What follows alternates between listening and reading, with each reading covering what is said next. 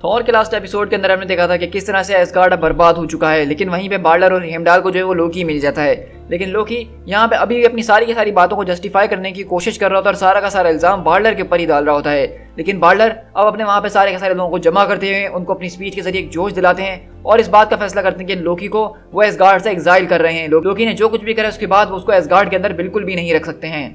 अब आगे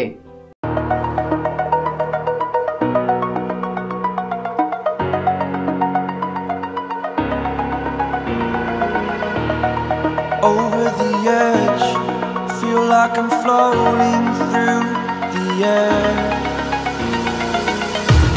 The pain I felt is paid for, all is said and done. Oh, I am restricted, fixed upon the web. I need to kick the habit that my mind is breathing in. Break out, I've got to see. Spent all my life holding all of it closely. I played it innocent, a feel of discontent. I'm finally facing it all, fearless.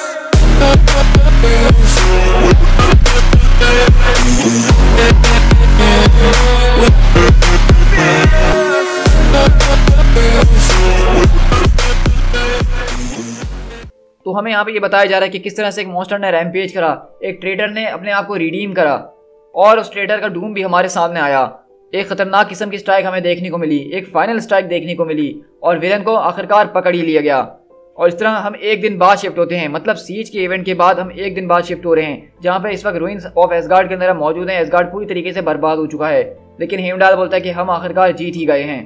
तो वहीं से बाल्डर बोलता है कि क्या वाकई में Heimdall हम जीत गए हैं, क्योंकि हमने बहुत थोड़ा ही बचाया है। तो वहीं से हेमडाल बोलता है कि आप बिल्कुल ठीक कह रहे हैं लॉर्ड बाल्डर, मुझे इसको आते हुए देख लेना चाहिए था। वहीं से तीर बोलता है कि मुझे इससे लड़ने का कोई ना कोई तरीका निकाल लेना चाहिए था। वहीं से बाल्डर बोलता है कि मेरे ख्याल से तीर तुम दोनों की बातें इंपॉर्टेंट नहीं है, लेकिन मेरे से एक बहुत बड़ी गलती हुई है कि मैंने तुम लोग को सही तरीके से लीड नहीं करा और शायद मैं उस गलती को दोबारा कभी ठीक ना कर पाऊँ। मेरे ख्याल से आप माइकिंग आप अपने ऊपर ज़्यादा ही हार्ड हो रहे हैं। तो बाल्डर बोलता है कि नहीं, मैंने ऐसा कुछ भी नहीं करा जिसके लिए मैं प्राउड फील कर सकूँ। और अगले बार आसमान में उसको थॉर नजर आता है और वहीं पे थॉर नीचे आता है और बोलता है कि लॉर्ड बाल्डर, मैंने सुना है कि आपने इस बात की ख्वाहिश करी थी कि मैं आपसे एस्गार्ड पे आके मिलूं। तो बाल्डर बोलता है कि हाँ बिल्कुल। तो थॉर बोलता है कि अगर आप मुझसे एस्गार्ड पे यानी यहाँ मिलना चाहते हैं, इसका मतलब कि मैं एग्जाइल नहीं हूँ। तो क्या वाकई में अब मैं एग्जाइल नहीं हूँ? तो वहीं से बाल्डर बोलता है कि तुम बिल्कुल ठीक सोच रहे हो। तो थॉर बोलता है कि लेकिन क्यों? तो बाल्डर बोलता है कि आओ मेरे भाई, मेरे साथ वॉक पे चलो, मुझे तुम्हारे साथ कुछ मैटर्स को डिस्कस करना है। और इस तरह हम देखते हैं कि वहाँ पे अगलेबल कैल्डा आती है एस्गार्ड के अंदर और देखती है कि यहाँ पे सारी की सारी रीबिल्डिंग चल रही है। और वहाँ पे वेल्किरीज के पास आती है और कहती है कि वेल्किरीज, मुझे बताइए कि मैं अपने आप को यहाँ पे किस तरह से यूजफुल बना सकूँ। तो कहती है कैल्डा, आखिरकार तुम ठीक कहा, हम तुम्हें हर जगह ढूंढ रहे थे। तो कहती है मैं ब्रॉक्सटोन के अंदर लड़ रही थी। तो कहती है चलो इससे कोई फर्क नहीं पड़ता, मेरे साथ चलो, मुझे तुम्हें कोई चीज़ दिखानी है, मुझे कुछ चीज़ दिखानी है। वैलहैला के अंदर एक ऐसी चीज़ है जो कि तुम्हें देखना बहुत ज़रूरी है।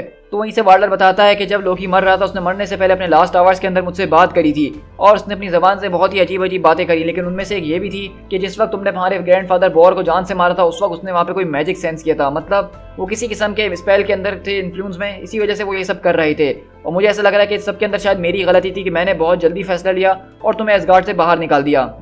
हो सकता है कि इस सब के अंदर जो है लोकी का ही काम था, वो शायद यही चाहता था कि मैं तुम्हें एस्गार्ड से बाहर कर दूं, लेकिन वो मिस्टेक हो या ना, लेकिन उसके फाइनल एक्शंस वो कुछ अलग ही थे। वो मरा एस्गार्ड के अंदर और एस्गार्ड की खातिर मरा। और मुझे इस वक्त गुस्सा आ रहा है कि मैं उसके बारे में वो बुरी बातें याद कर रहा हूँ, क्योंकि जो भी हो इन दी एंड उसने एक अच्छा काम करा है। लेकिन अब चाहे जो कुछ भी हो, हमारे सामने सारी बातें साफ हो चुकी हैं, तो इसलिए मैंने तुम्हें हर एक चीज़ के लिए माफ़ कर दिया है। मुझे इस थ्रोन पे बैठ के हमेशा परवाह लगी रहती है कि मैं जो कर रहा हूँ वो ठीक कर रहा हूँ या नहीं कर रहा हूँ, क्योंकि एक राजा का काम होता है कि वो ऐसे लॉस को बनाए जिसके जरिए वो अपने लोगों को सर्व कर सके, जिसके जरिए उसके लोगों की ज़िंदगी आसान हो सके, वो किसी को नुकसान ना पहुँचाए। लेकिन मैं इस तरह का राजा बिल्कुल भी नहीं हूँ। हम तुम्हें बहुत अच्छे तरीके से जानते हैं, एस्गार्ड को तुम्हारी ज़रूरत है और इस वक्त जो एस्गार्ड का हाल हुआ है बिल्कुल रूइंस के अंदर, इस वक्त सच कहूँ तो तुमसे ज़्यादा किसी और को ज़रूरत नहीं है एस्गार्ड की इस वक्त। तो इसे थॉर बोलता है कि मैं इसके लिए बहुत ज़्यादा ग्रेटफुल हूँ माय किंग। तो बाल्डर बोलता है कि नहीं किंग बाल्डर नहीं, अब तुम जो एग्जाइल नहीं, उसका मतलब कि अब तुम पहले की तरह वापसी राजा बन चुके हो और मैं चाहता हूँ कि तुम दोबारा से वही अपने किंग वाला मेंटल ले लो। लेकिन थॉर वहाँ पे सोच में पड़ जाता है और कहता है कि नहीं, तुम किंग बाल्डर हो और तुम ही राजा रहोगे। और यही सब देखते हैं कि वॉरियर्स 3 वगैरह भी यहाँ पे मलबा वगैरह हटा रहे होते हैं, पत्थर वगैरह सफाई वगैरह कर रहे होते हैं ताकि एस्गार्ड को दोबारा रीबिल्ड किया जा सके। लेकिन हम देखते हैं कि वहीं पे वॉचडॉग एक बहुत बड़ा सा पत्थर उठाता है और उसके नीचे उसकी आंखें खुली की खुली रह जाती हैं, क्योंकि हम देखते हैं कि वहाँ पे कोई और नहीं बल्कि वो रैग्नारॉक का क्लोन जो है वो अभी भी पड़ा हुआ होता है। और इस तरह हम देखते हैं कि वैल्किरी जो है यहाँ पे केल्डा को वेलहेला की तरफ ले जा रही होती है। और वेलहेला आपको मैं बताता चलूँ कि एसगार्डियन नॉर्स मिथोलॉजी के अंदर उनकी जन्नत को कहा जाता है, जहाँ पे सारे के सारे वॉरियर्स मरने के बाद जाते हैं। और हम देखते हैं कि वहाँ पे उन सारे के सारे वॉरियर्स के बीच यहाँ पे विलियम भी मौजूद होता है, मतलब विलियम भी उनकी जन्नत वेलहेला के अंदर मौजूद है। और ये देख के केल्डा एकदम बोलती है कि बिल ये क्या, और वो वहाँ पे जाने की कोशिश करती है लेकिन अंदर जा नहीं पा रही होती। तो वैल्किरी बोलती है कि तुम्हारा प्यार बहुत मजबूत था और वो शायद इसी वजह से तो इन हॉल्स के अंदर आज मौजूद है, लेकिन तुम इस बात को जानते हो कि जिंदा और मुर्दा लोग एक साथ दोबारा कभी नहीं मिल सकते हैं। तो केल्डा वहाँ पे बैठ के रोने लग जाती है और कहती है ऑफ कोर्स तुम शायद ठीक कह रही हो, मैंने इंसान और खुदा के बीच के बॉन्ड को तो बहुत अच्छे तरीके से कायम कर दिया था, तो अब शायद वक्त आ गया है कि मुझे उसके पास जाने का भी कोई हल ढूंढना ही पड़ेगा। लेकिन वहीं से बाल्डर बोलता है कि थॉर आखिरकार तुम किस किस्म की पागल वाली बातें कर रहे हो, मेरे रूल को अब खत्म होना ही होगा, क्योंकि देखो मेरे रूल की वजह से ये सब हुआ है, ये है मेरा रूल, क्या तुम चाहते हो कि आगे भी ऐसा ही हो? ये चीज़ जो है तुम्हारे रूल की वजह से नहीं बल्कि मुझे एग्जाइल करने की वजह से हुई है। मैं एक किंग और डिफेंडर दोनों ही था, लेकिन ये मेरे लिए बहुत कुछ था, या तो मैं किंग रह सकता हूँ या डिफेंडर रह सकता हूँ, मैं हर वक्त एसगार्ड के ऊपर नजर नहीं रख सकता और अच्छा राजा नहीं बन पाऊंगा। और इस सब में तुम्हारी गलती बिल्कुल भी नहीं थी, इसको अपनी गलती मत समझना। बस जो तुम्हारे एडवाइजर्स थे, जो तुम्हें एडवाइस दिया करते थे, वो ठीक नहीं थे, जिनकी वजह से तुमने उनको फॉलो करा और आज एसगार्ड की ये हालत हुई है। तो इसे बाल्डर थॉर की तरफ देखता और बोलता है क्या तुम मुझसे ये कह रहे हो कि तुम मेरे एडवाइजर बनना चाहते हो? तो थॉर उसका हाथ पकड़ते हुए बोलता है मेरे ख्याल से मैं तुम्हें लोकी से अच्छी तो एडवाइस दे ही सकता हूँ। तो इसे बाल्डर बोलता है कि मैं इस बात का वादा करता हूँ फिर कि जैसा तुम कहोगे मैं बिल्कुल वैसा ही करूंगा। और अगले बार उनको एक किसी चीज की आवाज आती है तो बाल्डर बोलता है what in the audience name, आखिरकार ये क्या है?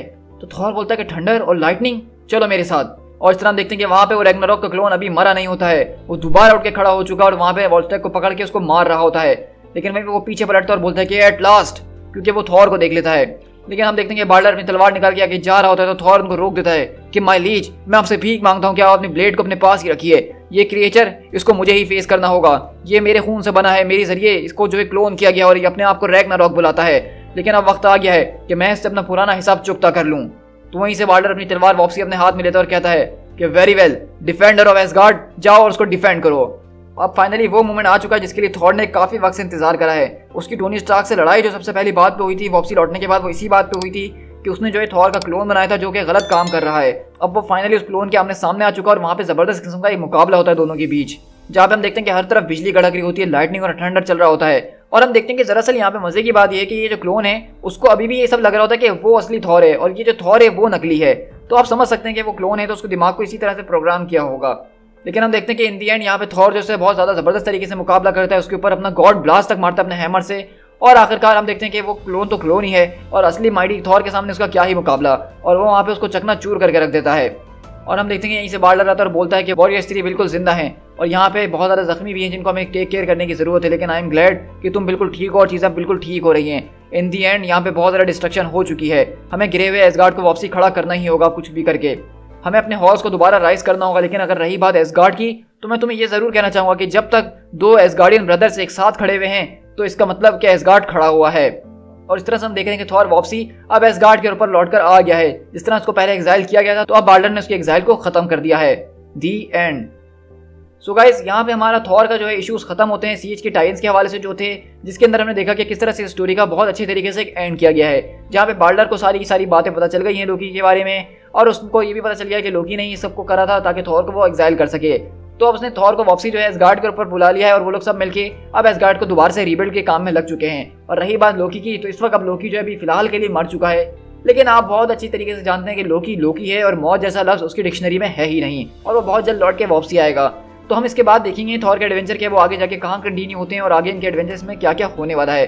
तो हम थॉर की सीरीज को अपने चैनल पे कंटिन्यू रखेंगे जिस तरह से हम शुरू से कंटिन्यू रखे हुए आ रहे हैं। लेकिन अभी के लिए आपको पता है कि जैसा कि हम अपनी टाइमलाइन को फॉलो करते हैं तो इसलिए हम अपने दूसरे कॉमिक्स की तरफ चलेंगे और जब थॉर का कॉमिक हमारे टाइमलाइन के अंदर आएगा तो तब मैं आपके साथ उसकी स्टोरीज को शेयर करूंगा। सो गाइस आई होप कि आपको ये वीडियो काफी ज्यादा पसंद आई होगी, तो उसको लाइक जरूर कीजिएगा, अपने दोस्तों के साथ शेयर कीजिएगा और हाँ कमेंट करके बताइएगा कि आपको ये सीरीज के इवेंट के अंदर थॉर की स्टोरीज कैसी लगी। साथ ही साथ अगर आप चैनल पर नए हैं तो चैनल को फौरन से सब्सक्राइब कर लीजिए और हमारी ऑसम यूनिवर्स का हिस्सा बन जाइए, जहां हम एक टाइमलाइन को फॉलो करते हुए मार्वल कॉमिक्स के सारे कॉमिक्स को रीड कर रहे हैं। So guys this is Speed Tiger, मिलते हैं अपनी नेक्स्ट वीडियो के साथ। Till then thank you so much.